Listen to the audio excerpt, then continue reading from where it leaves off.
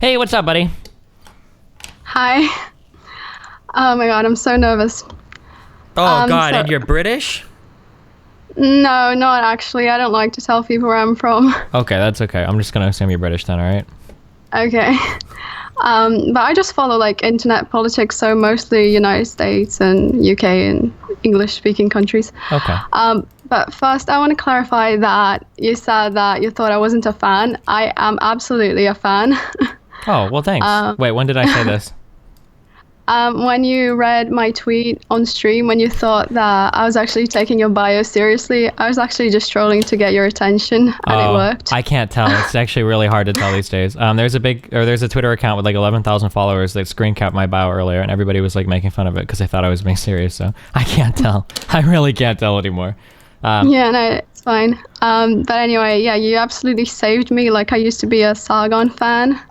And now I'm like ashamed of how dumb I used to be. I'm just happy that like I'm just gonna turn 21 next week, so at least I'm not like Sargon, who's in his late 30s and still doesn't know anything. Wow, well, I'm flattered. But here you are coming to me today as an ANCAP. Yeah. So it's mostly a problem that I have with your views on morality. Like, I don't really understand it because you say you value personal autonomy and social well-being and property rights and taxes. So how does that work? I don't know. I guess I have to start this out better. I'll talk to my one philosophy friend and unite this a little bit more. But I guess like basically, bodily autonomy and autonomy of the self, which I guess extends to your property and your all of that, is very, very, very important to me. However, social well-being is also really important to me as well. And I guess to some extent, I like to maximize social well-being as much as possible while still respecting the autonomy of an individual, if that makes sense. Yeah, but like that's just you. And then you say that you would convince most people because like most people value those things as well, but I don't think that's a very good way of going about things. Like, just because people agree doesn't mean it's right. Well, of course. I mean, I don't know if any philosophy is necessarily right. I think I could get most people to agree with mine because I believe that a philosophy like mine would point you towards an objectively better world for everybody. When I say objectively, I mean that most people would be wealthier and happier by most ways that we measure it. Yeah, so like I actually agree with most of your ideas on what would make a better world, but I disagree when you say that we should force people who disagree to like support those ideas. Well, so are you talking about specifically in regards to taxation? Yeah, like government in general, because government is essentially forcing people to do things, right? So when you say like that rich people should support welfare because that's better for everyone, I agree with that. I think that's a good argument, but I don't think that gives you the right to take that money because you know what's best for them. I guess it like the way that I kind of view this is that if you want to go out and live like on your own, I guess in the wilderness or something, and be like a totally self-sustained person, you can do that. But I don't see how you exist in a society where you're reaping all the benefits of being in a society and then turn around and say you don't want to contribute at all to that society. That seems like it seems like we kind of have an agreement with the government where we let you do things to us, right? I think this is actually the social contract, but like, yeah, but that doesn't exist. The social contract isn't real. I mean, by definition, I mean, the government exists and it only exists because we, the people, allow it to exist, right? And we let the government do things to us that we wouldn't let individuals do things to us, right? Like the state has the power to tax us or to enforce law on us and whatnot, right? Yeah, no, but we don't let them do it. They just do it because they can, but like we don't necessarily allow it. Well, don't we? Isn't the government like by the people for the people? Like we don't have a monarchy or at least in the United States. I don't know exactly. If you are Brit Bonger, you do have a monarchy. I don't think you're British. Sorry, but no, like in the United States, yeah. In the United States, we have a democracy. So it's citizens that run for government positions. We elect those citizens. We all participate in the government. It's not established by like divine right or divine order or anything. So I mean, yeah, I would say in the United States, we give the government the power to do what it does. If we wanted to, I guess we could do like a large revolt, or we could vote for people that would destroy the government. But it doesn't seem like that's what the will of the people is at the moment. No, but there's no will of the people. There's only like your will. And like, when did you give up your rights to the government so that they can take your property and shit? Well, I mean, at the inception of the country, we kind of gave the government the ability to regulate that stuff. And then we kind of do it actively as we vote on politicians and everything throughout all of our elections. Yeah, so like the inception of the country was completely illegitimate. I guess everyone can agree with that unless you're like super conservative and you're actually in favor of seizing the land of the natives. Wait, well, I'm not talking about taking the land from the native people. I'm talking about the inception of the government to establish the land for the people that would be American, I guess. I'm not saying that taking land from the Native Americans or whatever was right or wrong. That's yeah, no, but the way that they established the land to like govern that land was by taking it from the natives. Sure.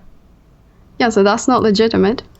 Well, but we're talking about two different things here on whether or not stealing land from somebody is legitimate versus whether or not the people gave the government the power to rule over them. I think these are two different topics. I mean, I don't think you should probably genocide people and take their land. That's probably not a good thing. So, I mean, I would agree with you that that's probably not legitimate. But that's not answering the question of did people legitimately give up their rights to the government in order for them to be like in order for there to be a federal government that rules over us, right? These are two different questions, I think. Yeah, okay, but people didn't give up their rights to the government. Well, but they did. Because there's no contract. But there's no contract. Well, but we really did. That was the point of the whole, like, the Federalist Papers and everything, right? Was riding around because initially it was like 13 colonies initially that were all kind of Massachusetts, Virginia, that all kind of did their own things or whatever. And then, John Jay and a couple other dudes, was writing all that shit to get everybody to come together and give up their 100% like sovereignty in order to form a federal government to kind of unify the country, I think. And the people voted on that, at least back in that day. Everybody voted on that and seemed, or not everybody, but the majority voted on that and seemed to be agreeable to that idea of forming a more perfect union, right? So the majority voted, not everyone. So those people who didn't vote for that, they didn't give up their rights. And they didn't even agree to like vote on something. And if the majority wins, I'm going to do what the majority wants. Like, did they even agree with that? I mean, I guess you could. Okay, so then this is an argument where like if 80% of the people vote on like a thing, do the 20% have to go along with it? Yeah. I mean, I kind of think you have to in any functional society. I mean, I guess you could argue that you don't, but I feel like that opens you up to like a really weird bag of worms. Like, let's say that in a society we decide, let's say that 95% of people decide that like murder or rape or theft is bad. Does that mean that the other 5% has to go along with it? I mean, they kind of do to exist in this society, right? No. I mean, I would agree that like rape, theft, and murder are bad, but not because the majority agreed that it is. Well, why? Because of self-ownership, and you can like prove that logically. Well, self-ownership is just an individual philosophical position. That's not like an objective like fact, and I don't think you can logically prove that murdering or raping or stealing is bad. These are all just philosophical opinions, positions, right? Okay, it's not like an objective fact that we own ourselves, but like there's no alternative. So like no, I mean like it's an objective fact you own yourself, but it's not like an objective fact that ownership of yourself has to be respected by another person. Especially if 5% disagree and say, well, I want to be free to rape and murder and kill whoever I want. I think the strongest should rule. I think that's a position you could take. So you think the majority can violate the minority's self-ownership? I guess in the purposes of, forming like a society, I guess they would.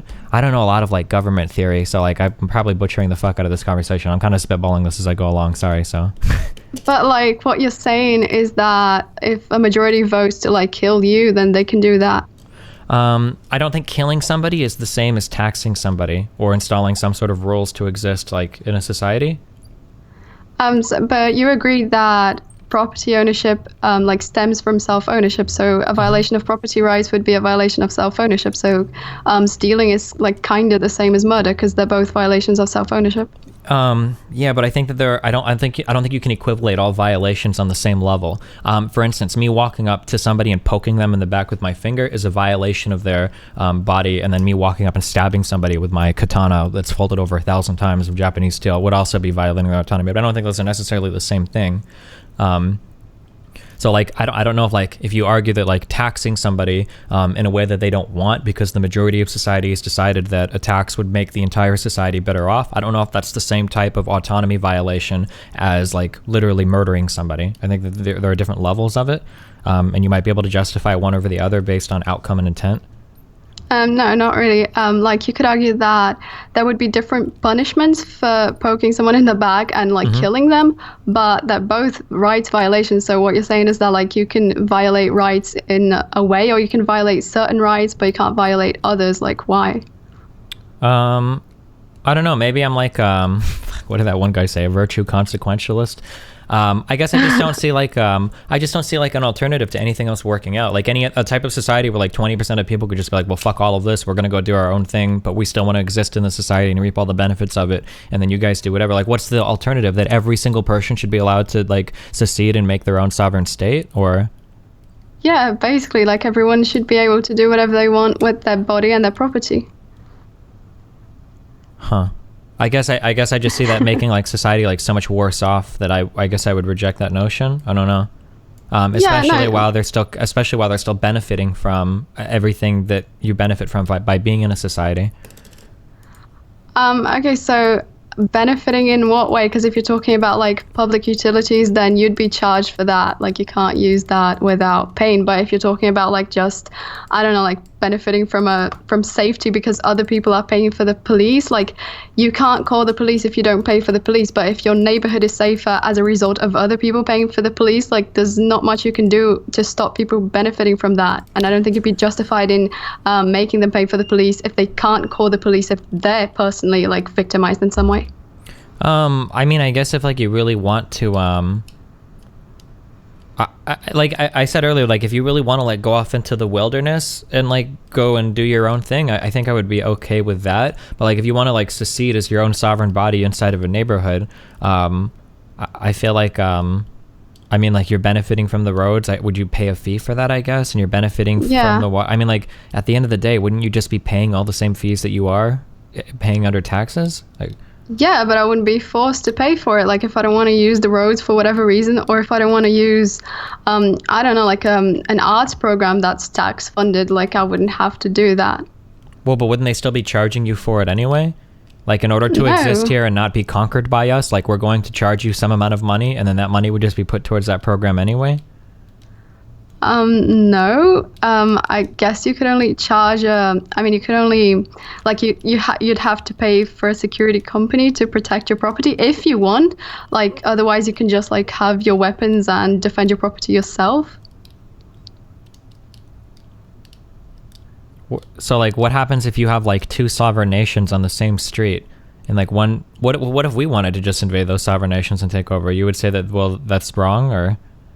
Yeah, that's wrong because like you don't really need to secede and form your own sovereign nation. Like your property is already like your sovereign nation because on your property, whatever rules you want to apply would apply as long as it doesn't violate anyone's rights. Well, but not really. I mean, like your property is zoned by state or local governments in order to be approved for housing. Like there were probably some subsidies that went into constructing your housing. You've got access to a lot of subsidized things like electricity and water that were built by public subsidies, and then it connects to a public road that's paid for by public taxes. Like I think your property is hardly like a sovereign state, I don't think.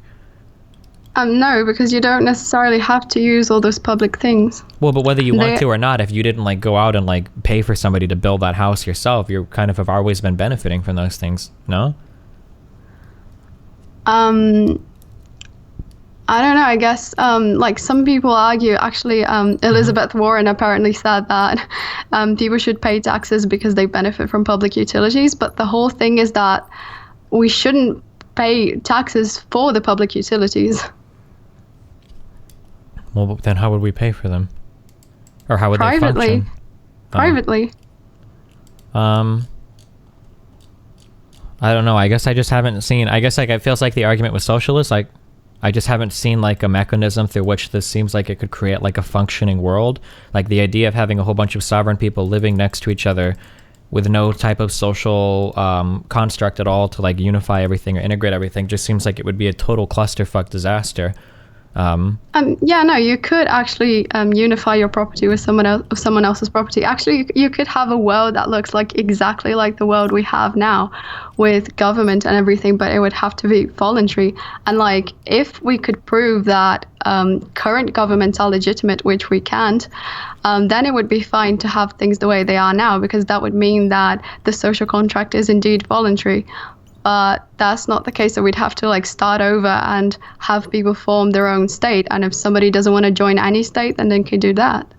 I guess I would, so not to be like super pushy here, but like, has this ever worked anywhere before, like in any extended way? Yeah, no, but like, I know that you care a lot about like outcome and data and all that stuff, but I don't think you can really use that to justify morality because you admit yourself that utilitarianism is really problematic. Yeah, sure. I don't know. I guess I'll think about it more. I guess I'm not really like hardcore dug in on government positions. I haven't really thought about like I think this wouldn't be a meta ethic. This would be like an applied ethics question, I think. And I haven't really gotten to applying ethics to like governments yet. So maybe I guess I'll have to think out that position a little bit more. I guess when I look at this in kind of a consequentialist point of view, I just don't see it reasonably working in the real world at all. Yeah, but you say that you're not a consequentialist.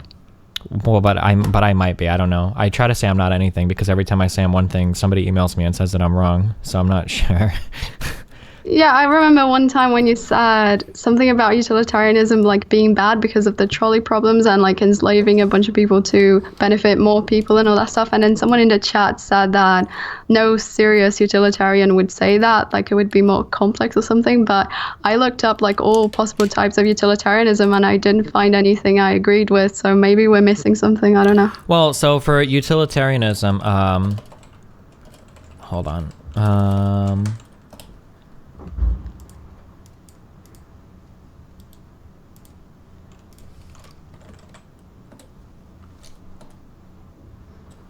Hold on 1 second. Okay.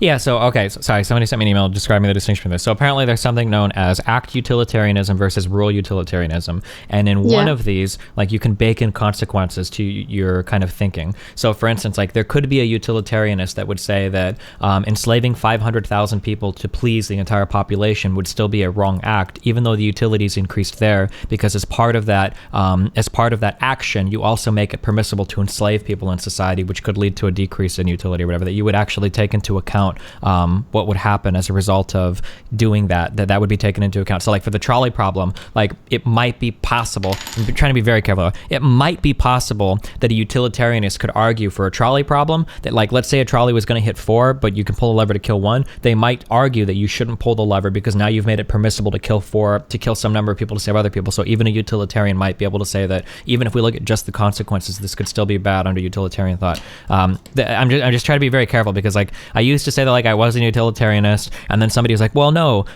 what about this? And I'm like, okay, well, what about this? And they're like, okay, well, you can still be utilitarian and take into account those things. Like, okay, well, I guess I'm a utilitarian. Then somebody's like, well, no, you're actually a deontologist because you think actions themselves can be right or wrong. Then I said, well, okay, I guess I'm a deontologist. And then this recent guy I talked to said, well, you're not actually a deontologist. You actually have to back up. You're a consequentialist because you're looking at the consequences of an action to do. And it's like, so I don't know. That's why I try not to say like I'm any particular thing. I try not to get lost in all of this because I just don't have enough of a background to say whether I am or am like not a particular thing. Yeah, that's fair enough. But my problem with rule utilitarianism is that how do you define the rules? I don't know. I mean, we're getting on to like pretty axiomatic shit, right? Like if you start to go into like, so I mean, it's somewhat arbitrary, I'm sure. I don't know how utilitarianist constructs. I don't know how you get to the from the what are the stages? It's something, and then like the meta-ethical. It's like metaphysical to meta-ethical to like the applied ethics position of like how you would form your government in any of these particular frameworks. I'm not entirely sure. I'm totally admitting government theory is something that I just haven't looked into at all. Like where does, like in a philosophical point of view, how do you extrapolate your ethics or morals to get a government to work? It's just stuff that I've thought about like very basically. And the basic thing that I guess I'm mainly concerned with consequences when it comes to government, with as much respect to personal freedom as possible. So like I like to maximize for social well-being as much as possible while still respecting basic freedoms as much as possible. And I understand that as much as possible can be somewhat arbitrary. So I guess I would have to go over like individual issues. Yeah, it's really arbitrary. Like your entire view is just like what you like and what you personally value. So I just took for granted that we both agreed that self-ownership should be a thing, but like it's not a thing just because... I agree that self-ownership should be a thing, but I don't know if we mean the same thing by that. Like if you say like self-ownership, because some people would argue that if you pay property taxes, you never really own your land, right? Some people would argue that. So if you mean that, I don't see a way by which society can function if nobody pays property taxes. So I probably wouldn't be okay with that. But like I think owning private property and having like a different set of rules that applies to your private property is important. But I think we mean two different things when we say self-ownership, right? Or yeah, so like I think you like self-ownership and property rights just because you think that contributes to society functioning well. And I don't really care. Like if self-ownership and property rights ended up in, like Afghanistan or a complete dystopia, I would probably still be in favor of it because I think self-ownership is like, there's no way to argue against it. Gotcha. Well, I guess I'll think about it more and find out what my thoughts are on it. I just have to give it more thought, I guess. Yeah, so like the way I would prove self-ownership, I like, have you ever heard of Rothbard? No. Rothbard? Yeah. Yeah. Okay. Is it a guy? Yeah, so, yeah. Murray he's Newton Rothbard. Okay. Yeah, he's like a big ANCAP guy. Uh-oh. Okay. And the way he like proved self-ownership is that like first we need ownership because we need to determine who can act upon what, right? So that's just like basic. And then you have like three options. First, you have some people own other people, but you can't have that because that's not universal. Then you have everyone owns everyone, but then you would need the consent of everyone to do anything, including giving consent. So nobody can do anything, like literally you can't even consent to anyone doing anything. Then you have nobody owns anyone, but that's actually the same as everyone owns everyone, because if nobody owns anything, then you can't exclude anyone from owning anything. So you need everyone's consent to do stuff. So the only other option is each person owns themselves. Gotcha. I'll have to look into it more so that I have like a coherent idea of how these things work, but yeah, because it just makes me really uncomfortable that you can argue all these things like policy and all that stuff without having a solid moral foundation. Yeah, I mean, I understand that. I'll just have to think about it more, I guess. Yeah. I just don't see, I guess maybe I'm looking too far ahead, but like, I just don't see how it seems like your world would be a total disaster. I guess like maybe you could argue that individual freedoms to some extent for some people are respected, but it seems like the worst off would just be totally fucked. That they would have no chance of doing anything, and the world would go back to like serfs and whatever the people that own the serfs were called. I don't remember, like kings and queens and shit. Yeah, like feudalism. Yeah, that's what. Feudalism. Sorry. Yeah, so the problem is that people would have to make good choices. So like for it to work, the rich people would have to actually recognize, paying welfare, well, not welfare, but like doing charity is actually the best thing for everyone. So we're going to do that. And I understand that it's very unlikely that everyone's going to make the right choice all the time, but I just don't think that you can take this shortcut of I know what's best for everyone, and if people disagree, we're just going to force them to do what I say because I know it's the right thing. Well, to be fair, I think there's an important distinction made. It's not that I know what's best, it's that we as a people have entrusted the government to rule in ways that we think are best with the power of the people. I think there's a difference between like, because we were arguing against like the morality of like a single dictator, I could argue that that's more, but I think that's a different position than a democratically elected body that votes on things for us. I think those are different. That you can still argue it's wrong, but I think it's different. Or sorry, go ahead. Yeah, no, I don't think it matters very much whether it's just a dictator, like a single person forcing everyone to do what he wants, or if it's just like the majority forcing the minority to do what they want. Maybe. Yeah, I don't know. Because in both cases, it's just the minority forcing the majority to do what they want. It's just that in one case, it's a minority of one person, and in the other... but in both cases, it's like some people forcing other people to do what they want. Maybe. I have to look into it more. I just can't do it. It's really hard for me to navigate the conversation because these are topics that I haven't really wrestled with before, so I don't have like a big, I don't have like the background to like really agree or disagree that much, I guess. Yeah, no, that's fair enough. And I would go as far as to say that I would rather not be ANCAP because, like I said, I think it's very, very unlikely that such a society would actually work because I don't trust people to make the right decision. But morally, I wouldn't be okay being a status just because I don't think it's morally right or that it makes sense morally. Gotcha. Okay, yeah, I understand. All right, cool. Well, I'll give it maybe over the next week or two. I'll talk to people more about it. So I'll bring that one philosopher back on and see how he derives democratic governments while respecting bodily autonomy. Yeah, okay. All right, well, hey, thanks for the conversation, buddy. Thanks, I love you. Yeah, I love you too, buddy. Peace out. Bye.